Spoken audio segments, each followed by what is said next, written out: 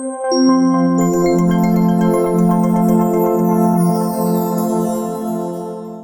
dan, dobrodošli na još jednu debatu u okviru Dana digitalne knjige koje organizuju Bookmates i Telenor. Žene su dobile pravo da se danas bave čime god žele. Ja sam negde stava da književnost treba da bude jedinstvena i da nije važno da li knjigu potpisuje muškarac ili žena ako je književno delo dobrog kvaliteta. Sad, koliko bi književnost danas bila siromašnija da nije žena pisaca, o tome ću danas razgovarati sa mojim gostima. Marija Ratković, teoretičarka i osnivačica Centra za biopolitičku edukaciju, inače dobitnica više nagrada za borbu protiv diskriminacije žena. Tamara Đurić, novinarka i TV lice, i Marko Kovačević, book bloger. Dobar dan i dobrodošli. Dobar dan, Vanja, dobar dan. Bravo, Vanja. Nadam se da ste dobro i da ćemo danas ovim razgovorom dati svoj doprinos temi podela na mušku i žensku književnost. Pa da li zaista možemo danas u 21. veku govoriti o podeli na mušku i žensku književnost? Da, mi nažalost danas baš moramo da govorimo o muškoj i ženskoj književnosti zato što kroz istoriju žene nisu imale jednaka prava da se književnošću bave. Kao što si lepo rekla u uvodu,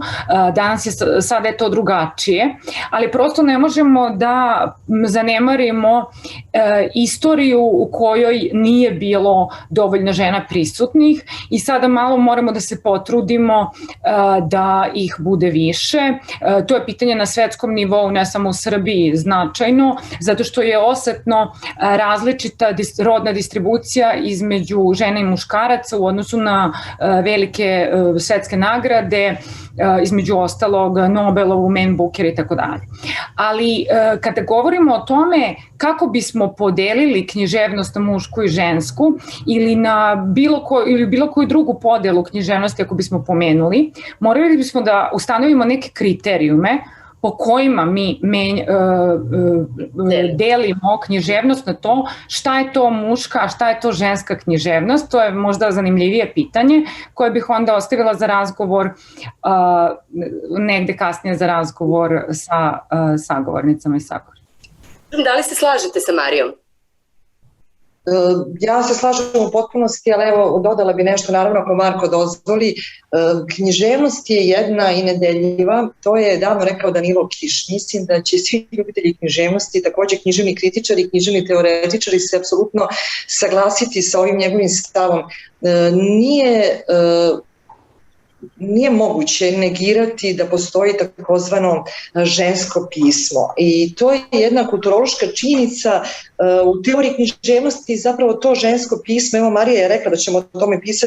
pričati tokom ove naše debate, zapravo podrazumeva određeni način pristupa književnosti, način izražavanja, suptilan, jedan mekan, ako tako mogu reći, pristup, iako i ne znači ili ne bi trebalo da znači da je takav vid književnosti trivija, da je prizeman, da je banalan. Međutim, ono što jeste banalno, po mom mišljenju, a naglašavam, ja nisam teoretičar književnosti, ja nisam književni kritičar, to je da je podela na mušku i žensku književnost zapravo vrlo banalna, zato što se ona temelji na jednom stereotipu da su žene nežna, suptilna bića i tako dalje, da su muškarci grublji. Pa u principu ja sam se uvek nekako protivio podeli na muško i žensko bez obzira šta je u pitanju. Da li su u pitanju boje, da li su u pitanju igračke, pa samim tim i u pitanju književnosti. Slažem se sa Marijom tu da je jako bitno da pričamo sad o tome prvenstveno zato što u prošlosti nismo imali toliko velike ženske pisce u smislu da su u jednom periodu čak morali da izdaju i pod muškim imenom kao recimo i George Eliot ili sestre Bronte ili šta već. Tako da sa te neke strane mislim da je potrebno pričati o toj ženskoj književnosti u smislu ženskog pisma i načinu na koji žene pišu, jer svakako pišu drugačije. Pripovedanje se definitivno razlikuje u mnogim primerima, ali slažem se takođe da je banalno deliti knjige na muške i ženske. Ne mislim da su određeni romani ili određeni žanrovi isključivo muški, ne mislim da su drugi žanrovi isključivo ženski, a što mislim da je veliki problem ne samo kod nas, nego generalno verujem i u svetu da se tako dele knjige i samim tim se stvara možda i ta neka verzija prema nekim žanrovima i prema nekim knjigama, isključivo zbog toga što je nešto percipirano kao muško ili kao žensko. Ali to je takođe problem koji mislim da postoji u mnogim drugim sferama, ne samo u književnosti, ali i na svom blogu i na svom Instagramu sam često vodio debatu o tome da ne treba da se klasifikuje nešto kao muška ili kao ženska književnost u smislu ko će čitati taj finalni produkt, ali svakako da postoji donekle ta podela kako žene pišu, kako muškarci pišu, što opet, kažem, ne mora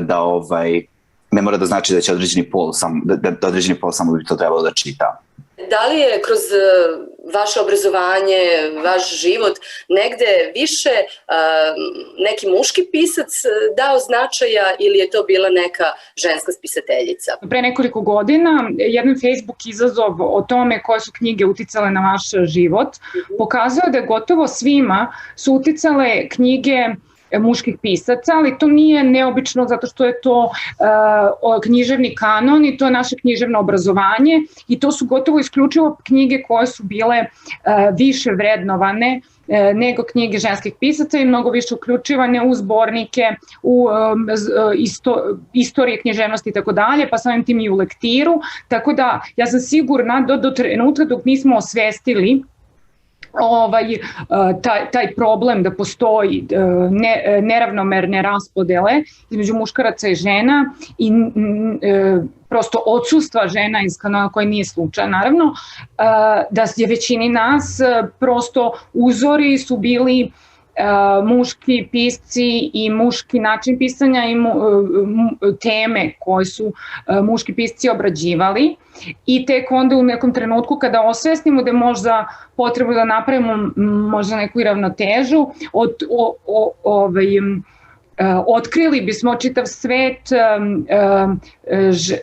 spisateljica koji opet sa druge strane jako širok i ne može se smatrati manje vrednim. Ja samo ono što bih voljela da naglasim jeste da se često pravi ta greška i to je zapravo ono što najviše ljuti ili povređuje jedne ili druge, jeste da se unosi vrednostna kategorizacija i da je ono što su muški pisci napisali gotovo po pravilu nagrađivanije, afirmisanije, više plaćeno ili više nagrađeno i u tom smislu da se čak žene jako često stide tog svog ženskog spisateljskog nasleđa kojima su možda bile izložene i koje na njih jako uticalo, upravo zbog toga što osjećaju da to nije dovoljno vrednovano, da tako kažem, i onda tu dolazimo do problema te nejednakosti, ali da bismo zaoštrili priču, moramo da kažemo da ženski ili muški, odnosno rodni identitet nije jedini identitet koji imamo, pa tako možemo da kažemo da li su na nas više uticali domaći ili strani autori, da li smo, kada smo bili mali, bili izloženi recimo daleko istočnoj književnosti ili književnosti afroameričkog juga, na primer. Jako je zanimljivo da razgovaramo o tome koje su sve književnosti, pored onoga što zovemo ženske književnosti, bile izdvojene iz naših detinjstava i generalno onoga što nas je formiralo i nas i naše stavove. Da, i stavovi lični. Evo,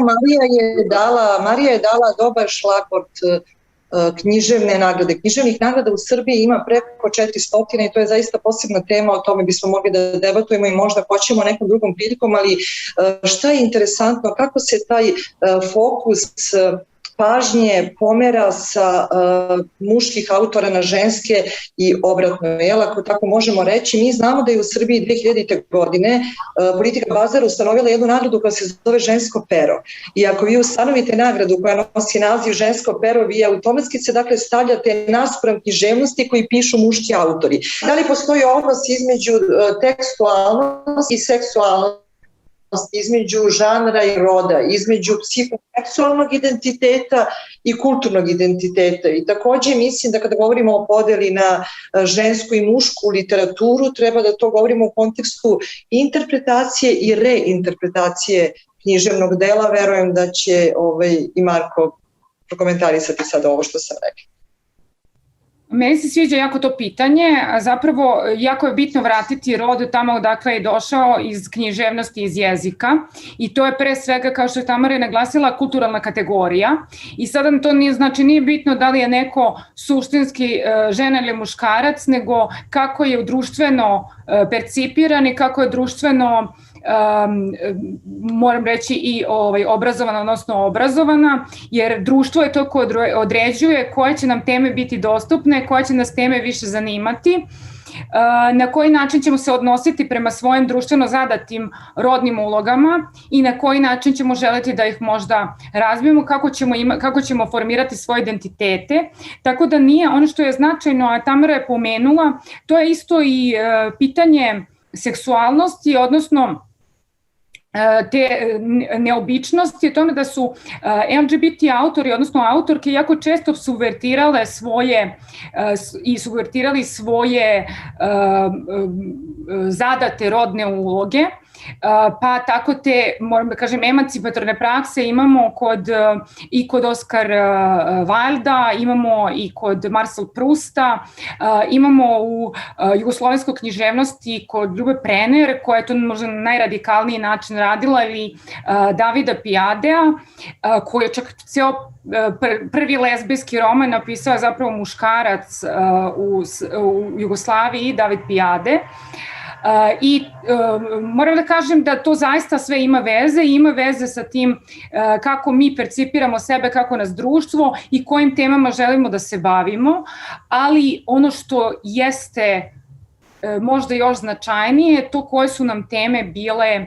nedostupne i u kojim temama nam se nije verovalo ili društvo prosto nije htjelo da prihvati da mi radimo, a takođe i položaj žene, kao što znamo, u odnosu na to kakav je bio, odredio je žensko stvaralaštvo u potpunosti. Čak se kaže da su ženama bili naklonjeni rodovi pisanja, recimo, dečje književnosti ili poezije, zato što se u pauzama od kućnih poslova jako teško može napisati roman. I to je zaista istina, zato što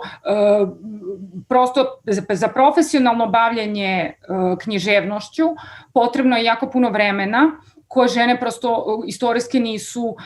dugo imale. Kad je Marija pomenula vreme koje je potrebno za pisanje romana, mi sada živimo u epohi hroničnog nedostatka vremena. Zapravo za dobru literaturu potrebno je vreme, potrebna je lepa reč, potreban je uočljiv detalj, potrebna je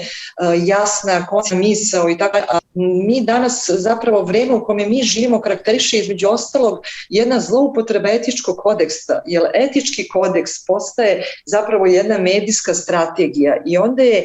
pitanje samo ličnog integriteta pisca, autora, bez obzira da li je u pitanju muškarac ili žena, na koji način njegov etički kodeks, lični etički kodeks, na koji će način on pristupiti književnosti. Mislim da bi situacija bila potpuno drugačija da je ženama dat glas još davnih dana kada nisu mogli da pišu i mislim da bi generalna književnost bila mnogo drugačija, jel? Pa i ta luda žena na tavanu i ta percepcija žene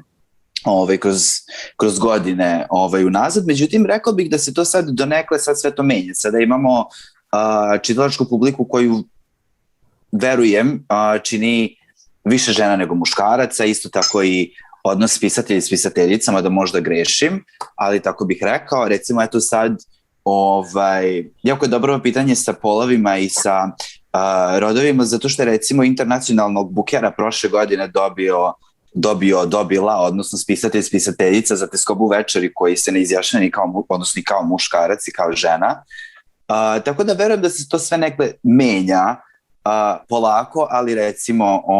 nekim svojim tempom. Međutim, mislim da je ono što generalno ljude više zanima jeste zašto postoji ta podela na mušku i žensku književnost kad se radi o čitanju dela, kad se radi o žanrovima, zašto su ljubavni romani prvenstveno zašto su prvenstveno za žene, a dok su drugi recimo istorijski ili politički vezani za muškarci i tako dalje. Mislim da je to ono što je zapravo sad u ovom trenutku, da tako kažem, problem, zato što mislim da donekle ograničava ljude šta bi to mogli da čitaju, a šta to ne bi mogli da čitaju. Susrela sam se najviše sa tim šta žene čitaju, šta muškarci čitaju, šta žene pišu, šta muškarci pišu. Kod interpretacija sopstvenog romana, kada je uglavnom interpretiran kroz ključ ličnog iskustva i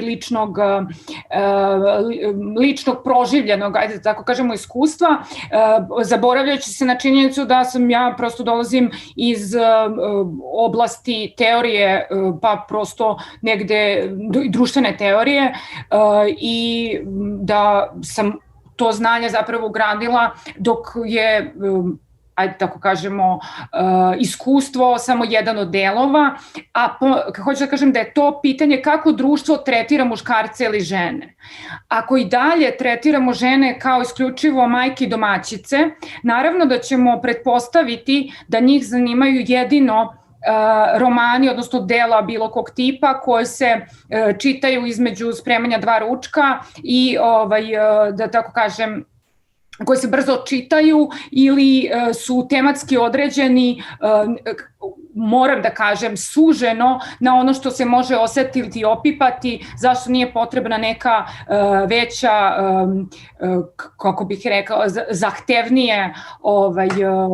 ulaganje, što prosto danas nije tačno, jer i žene i muškarci podjednako nemaju vremena, to mislim da je Tamara i pomenula, i čitanje više nije privilegija samo muškaraca, nekada su obrazovani, moćni i bogati muškarci jako puno čitali, zato što je to bilo pitanje uvezano sa njihovom moći. Danas ja verujem da većina bogatih muškaraca u našoj zemlji apsolutno ne čita, ili ako čitaju, pitanje je šta čitaju, i zapravo mislim da su sve te podele vrlo, vrlo površne, pre svega bih rekla, a mislim da bi bilo dragoceno kada bi te podele bile dobro kurirane i kada bi dobri knjižari, to i danas odlika dobre knjižara, da znaju da preporuče čitaocima i čitateljkama ono što bi se njima svidelo na osnovu prethodnog znanja, interesovanja, života koji vodimo i tako dalje, ali bojim se da se to prečesto radi previše površno i onda da negde uvek bude uvredljivo po žene, jer kada se površno uzima ženska uloga, ona je obično redukovana samo na ženu kao reproduktivno ili samo ženu kao seksualno biće, i taj dualizam između majke i kurve nekako jedino što se nudi, pa onda se mnoge žene pobune i kažu evo ja volim da čitam istorijske romane, ja sam istoričarka, ili jedna kaže ja volim da čitam trilere ili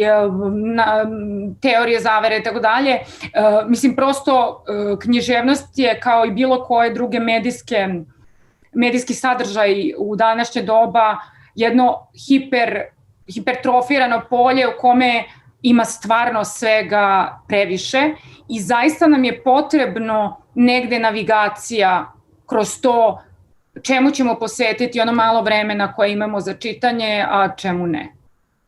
Ja se slažem s tim i htio sam samo da kažem da je ta podela između muške i ženske književnosti dosta, mislim na tu podelu dosta utiču i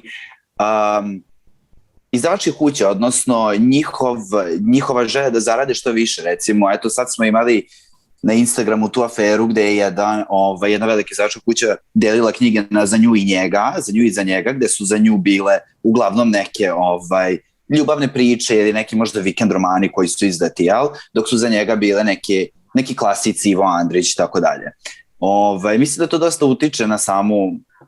samu publiku, jer postoji dosta ljudi koji će ući u knjižaru, automatski videti to i samim tim prenositi to tako dalje. Tako da mislim da to sve treba da krene od ljudi i od nas, jer ne može jedna tema ili jedan žanr biti rezervisan samo za jedan pol, jer ne mislim da postoji jedna knjiga u koju ne bi trebalo da čita muškarac ili koju ne bi trebalo da čita žena, čak i one koje su recimo knjige koje su vezane za žensko telo ili za ženski neki nešto što je baš ono kao isključivo ženski, ne vidim zašto muškarac ne bi mogao to da pročita i zašto bi se to klasifikovalo, jel tako dalje. Treba naglasiti da mi živimo u epohi postmodernizma koja je počela krajem 20. veka, između 70. i 80. godina 20. veka. Znamo šta su njene karakteristike. Čini mi se da je skribomanija zapravo nus produkt u kulturi epohije postmodernizma. Sada, da li je dobro da svi pišu? Verovatno je dobro da svi pišu. Da li je dobro da svi izdaju? To je već pitanje za književnu kritiku, pitanje za teoretičare književnosti i koje su to zapravo referentne vrednosti na osnovu kojih jedan čitalac može da se opredeli za neko književno delo bez da ima uvid u to da li je to književno delo pisao muškarac ili je pisala žena. Mislim da je to vrlo interesantno pitanje, evo za nas koji nismo studirali književnost, bilo bi lepo, evo Marija i Marko mogu da nam to kažu, da nam to pojasne. Zapravo koje su to referentne vrednosti na osnovu kojih mi možemo da odaberemo neko književno delo? Pa smatram da ih ima više svakako, ali ono što jeste značajno da se na postmodernizam možda nadovezuje taj post-internet. I sad kada postoji to da internet nama preuzima gotovo svo vreme sveta, književnost je ponovo neka ekskluzivnost i često se to tako posmatra, iako odavno više nije, zato što kao što je Tamara pomenula, to je jedna hiperprodukcija koja ima zaista svega i dobro je da ima svega, ali mislim da treba bežati od ideje o nekom univerzalnom dobru ili dobroj književnosti ili univerzalno lošoj i to je često ono što stalno mi je na umu, ja se stalno protivim toj ideji, ne postoji muška i ženska književnost, nego samo dobra i loša. Zato što se to postavlja kao da je to nama svima apsolutno razumljivo šta je dobro, a šta je loše. To je isto jedan set kriterijuma vrednostnih koji je određen za određenu društvenu grupu ili za određeni žiri ili za određenu civilizaciju u najširem smislu posmatra kao dobro ili loše, kao trivialno ili kao od visoke umetničke vrednosti. I to ne znači da je apsolutno relativno šta je dobro i šta je loše, da mi ne možemo nikako da se snađemo, nego da je značajno reći da se čak i od zemlje do zemlje i od nagrade do nagrade razlikuje koji se to kriterijumi uzimaju u obzir i na koji način određujemo šta je dobro, šta je loše. Dakle, nećemo pogrešiti ako kažemo da je to promenljivo, znači nije apsolutno neko znanje koje ne možemo dosegnuti, ali bi bilo dobro da razmišljamo i o tom setu vrednosti koji nam govori da li je nešto dobro, kako ćemo nešto gledati, da li kao dobro, da li kao loše, jer recimo ako je kriterijum toga da li koliko žena ima u lektiri, mi sasvim jasno i čak sam čula te argumente, govorimo da ženska književnost nije dovoljno značajna i nije dovoljno dobra, prosto ne nalazi se, da je toliko dobra, nalazila bi se i u lektiri. Tako da to je baš zastrašujuća činjenica, a ja negde stalno u toku ovog razgovora želim da pobegnem od te podele čvrste na muško i žensko, upravo zbog toga što to nisu jedini identiteti i svi mi sadržimo puno identiteta i jako bi bilo pogrešno, recimo, jednog od najvećeg stvaralaca u književnosti uopšte, Marcel Prousta, posmatrati recimo samo kroz optiku LGBT književnosti. Znači, iako jeste između ostalog i to i propituje se pitanje roda, rodnih uloga i tako dalje, seksa i seksualnih praksi, ali prosto suludo bi bilo svesti Marcel Prousta na LGBT ili na mušku književnost ili na književnost za muškarce ili književnost za žene ili pošto kvalitetna dela zaista imaju odlika kvaliteta, prema nekom mom mišljenju, jeste upravo to da se može pristupiti iz više uglova i da je zapravo bogatstvo dela se meri time koliko ono nama može pružiti. Volela bih da mi kažete da li se slažete sa tim da je činjenica da su u nekom prethodnom periodu mnoga zanimanja bila predodređena za muškarce, pa između ostalog i pisanje i književnost. S druge strane, treba negde napomenuti i neka značajna imena poput Virginia Woolf ili Mary Wollstonecraft koje su negde utemeljile ili prve uspele da progovore o jednakosti polova. Takođe, negde treba pomenuti i Margaret Atwood, zašto da ne, i sad bi mogli da ređamo ženska imena koja nisu samo promenile svetsku književnost, već su uticale na to da zapravo svet izgleda malo drugačije. I ono što sam htela da vas pitam za kraj, negde se stavlja znak jednakosti između žensko pismo i ljubavni romani, a da li se slažete sa tim da bez obzira što se ljubavni romani nažalost svrstavaju u takozvano lako štivo, da li se slažete sa tim da su ipak donele bogatstvo jezika? Da je jezik u tom ženskom pismu i u ljubavnom romanu dobio na punoći, senzibilitetu? Žene koje čitaju su najviše dobile kroz ljubavne romane zato što su dobile svoj glas i dobile su da im se neko obraća i da im pruža neku širinu koja nije samo od deteta do kujne i do komšinice. I zaista, ja stvarno moram da kažem da to jeste danas praksa da žene jako puno čitaju, čak po nekim istraživanju u Srbiji su čak i do 90% je ženska publika i stvarno je sramotno da nemamo dovoljno žena sa druge strane, žene kao autorki koje bi zastupale teme koje se tiču žena koje čitaju i te zapravo žene koje čitaju da ne budu samo osuđene na teme koje ne zanimaju ni njih, a ni onih preostalih muškaraca koji ne čitaju prosto. I to bi bio neki moj zaključak. Tom širinom i uključivanjem što više različitih identiteta u autorstvo, Marko pomenuo i nebinarne rodne identitete, svako dete u usamljenom delu zemlje dobija nekoga koga zastupa u javnosti i ta muka je nekako muka neuklapanja je onda mnogo manja i mislim da pisanje je pre svega jedan javni posao i postoji jako velika odgovornost da pokušamo da pisanje, da afirmišemo one pisce i one autore, u stvari i onu književnost koja svet pomera dalje, koja je emancipatorna i negde donosi čitateljima nešto značajno. Da. Slažem se, Marija, sa tobom skroz, ja bih isto pomenuo da ljubavni roman ne znači nužno da je to loš roman, niti da je to roman loše kvaliteta, samo što nažalost živimo trenutno u vremenu masovne produkcije kada se stvarno konstantno piše, tako da od tog nekog žanra ljubavnog romana možda nekih 80% stvarno neka lakša literatura, ali ne možemo da zanemarimo činjenicu da je Isidora Sekulić napisala Đakom Bogorodične crkve, koji je zapravo ljubavni roman, ali na potpuno drugi način. I kad smo govorili o referentnim vrednostima na osnovu kojih može da se neki čitalac opredeli za književno delo,